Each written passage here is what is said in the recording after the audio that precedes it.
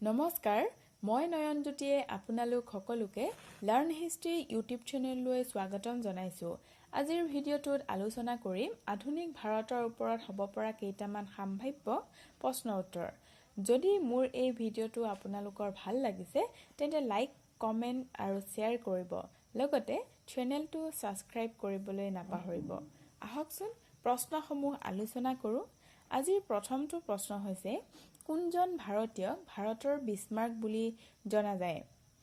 কোনজন ভাৰতীয়ক ভাৰতৰ বিছমাৰ্ক বুলি জনা যায়? ইয়াৰ শুদ্ধ উত্তৰটো হ'ব বল্লভভাই পেটেল।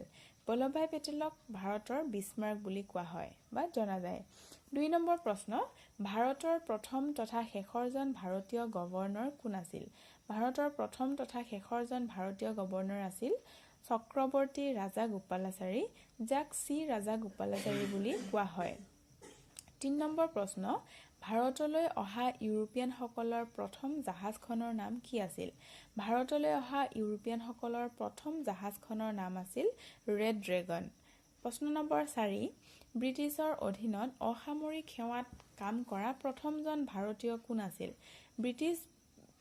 ব্ৰিটিছৰ অধীনত অসামৰিক সেৱাত কাম কৰা প্ৰথমজন ভাৰতীয় আছিল সত্যেন্দ্ৰনাথ ঠাকুৰ আৰু দ্বিতীয়জন আছিল সুৰেন্দ্ৰনাথ বেনাৰ্জী। কেতিয়াবা হয়তো প্ৰশ্নটো দ্বিতীয়জন ভাৰতীয় কোন আছিল বুলিও আহিব পাৰে, তেতিয়াহ'লে শুদ্ধ উত্তৰটো হ'ব সুৰেন্দ্ৰনাথ বেনাৰ্জী।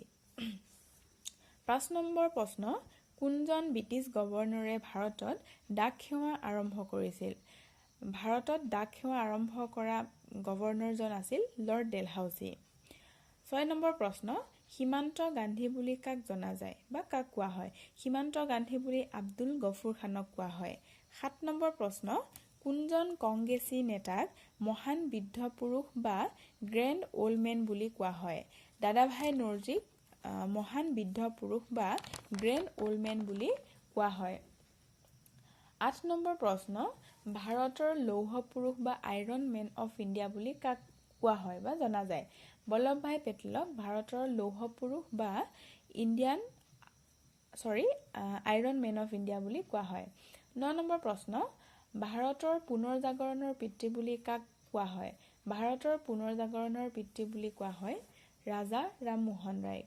১০ নম্বৰ প্ৰশ্ন, ব্ৰিটিছ সংসদৰ সদস্য পদ লাভ কৰা প্ৰথম ভাৰতীয় কোন আছিল? ব্ৰিটিছ সংসদৰ সদস্য পদ লাভ কৰা প্ৰথমজন ভাৰতীয় আছিল দাদাভাই নৰজী। প্ৰশ্ন নম্বৰ ১১, দেশবন্ধু উপাধি কাক প্ৰদান কৰা হৈছিল? দেশবন্ধু উপাধি প্ৰদান কৰা হৈছিল চিত্তৰঞ্জন দাসক। ১২ নম্বৰ প্ৰশ্ন, দক্ষিণ ভাৰতত মহাত্মা গান্ধীৰ দ্বাৰা প্ৰকাশিত কাকতখনৰ নাম কি আছিল? দক্ষিণ ভাৰতত মহাত্মা গান্ধীয়ে প্ৰকাশ কৰা কাকতখন আছিল ইণ্ডিয়ান অপিনিয়ন।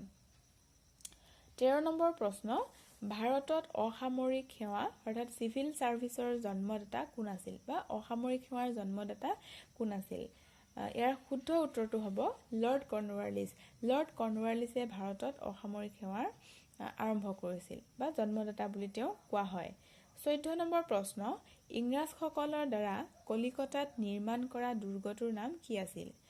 ইংৰাজসকলৰ দ্বাৰা কলিকতাত নিৰ্মাণ হোৱা দুৰ্গটোৰ নাম আছিল ফৰ্ট উইলিয়াম দুৰ্গ। ১৫ নম্বৰ প্ৰশ্ন, গদ্ৰৰ পাৰ্টি কোনে প্ৰতিষ্ঠা কৰিছিল? গদ্ৰৰ পাৰ্টি প্ৰতিষ্ঠা কৰিছিল লালা হৰদয়াল আৰু চৌহান সিঙে। ১৬ নম্বৰ প্ৰশ্ন, কোনজন ভাৰতীয়ক গুৰুদেৱ নামেৰে জনা যায়? ৰবীন্দ্ৰনাথ ঠাকুৰক গুৰুদেৱ নামেৰে জনা যায়। ১৭ নম্বৰ প্ৰশ্ন, সত্যসাধক সভা মহাৰাষ্ট্ৰত কোনে প্ৰতিষ্ঠা কৰিছিল? মহাৰাষ্ট্ৰত সত্যসাধক সভা প্ৰতিষ্ঠা কৰিছিল জ্যোতিবা ফুলে। প্ৰশ্ন নম্বৰ ১৮, টিপু চুলতান ক'ৰ শাসক আছিল? টিপু চুলতান মহীশূৰৰ শাসক আছিল। ১৯ নম্বৰ প্ৰশ্ন, নীলদৰ্পণ গ্ৰন্থখনৰ লেখক কোন আছিল? নীলদৰ্পণ গ্ৰন্থখনৰ লেখক আছিল দীনবন্ধু। কেতিয়াবা হয়তো প্ৰশ্নটো অকণ এনেধৰণেও আহিব পাৰে যে নীলদৰ্পণ গ্ৰন্থখন ইংৰাজীলৈ কোনে অনুবাদ কৰিছিল? নীলদৰ্পণ গ্ৰন্থখন ইংৰাজীলৈ অনুবাদ কৰিছিল মধুসূদন দত্তই।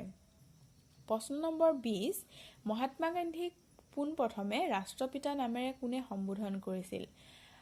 মহাত্মা গান্ধীক ৰাষ্ট্ৰপিতা হিচাপে সম্বোধন কৰিছিল সুভাষ চন্দ্ৰ বসুৱে।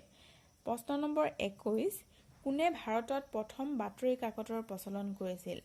জেমছ এ হিকিয়ে ভাৰতত পোনপ্ৰথমে বাতৰি কাকত প্ৰচলন কৰিছিল।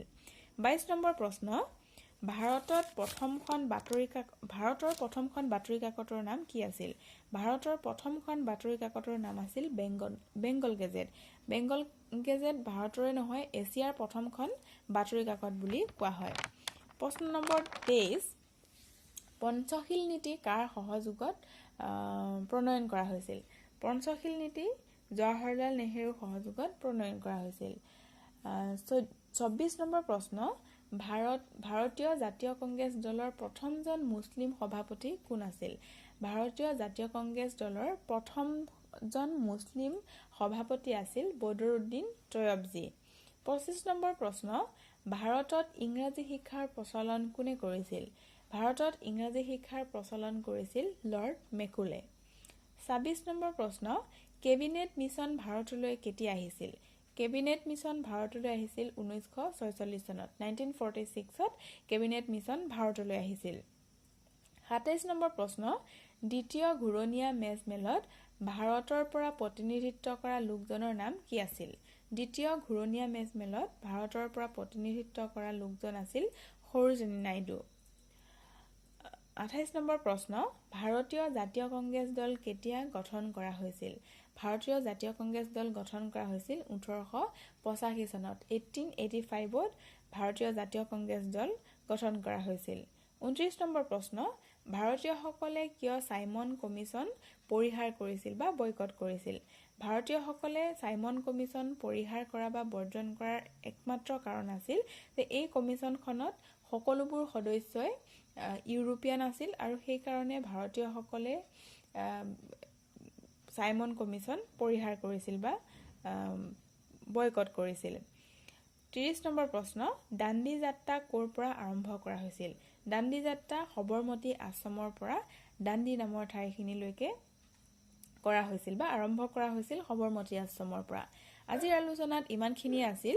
যদি আপোনালোকৰ মোৰ ভিডিঅ'টোৰ পৰা উপকৃত হৈছে তেন্তে লাইক, কমেণ্ট আৰু শ্বেয়াৰ কৰিবলৈ নাপাহৰিব। ধন্যবাদ।